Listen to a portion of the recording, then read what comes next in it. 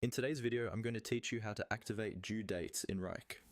This is a quick but very useful setup that makes it much easier to track your tasks and keep projects on schedule. I'll walk you through the process slowly so you can follow along in your own workspace. First, go ahead and open your Wrike workspace and navigate to the folder, project, or space where you manage your tasks. Make sure you're in a view that shows your tasks in a table-style layout. This is important because the option to enable due dates will be controlled from the columns in this table view. Once you're in the right place, move your mouse to the top of the table where the column headers are listed. These are the labels like title, status, assignee, and so on. Near the end of that row, you'll see a small plus sign icon.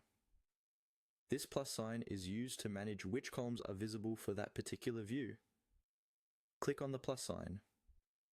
When you do, a drop-down menu will appear, showing a list of fields that you can add or remove from the table. This includes built-in fields like start date and due date, as well as any custom fields that might have been created in your account. In that drop-down, look for the option labeled due date. If it's turned off, you won't see a column for due dates in your table. To activate it, simply toggle it on by clicking it. You should immediately see a new due date column appear in the table. If the column doesn't show up exactly where you want it, you can click and drag the column header to reorder it. Many people like to place the due date column near the task title or status, so it's easy to scan deadlines at a glance. From here, you can start adding or editing due dates directly in that column.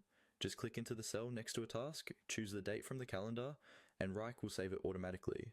This makes it much easier to sort and filter tasks by deadline, and it also helps any timeline or Gantt chart views stay accurate. And that's it. By clicking the plus sign in the table view and toggling on the due date field, you've activated due dates in Wrike and made your task management much more organized and deadline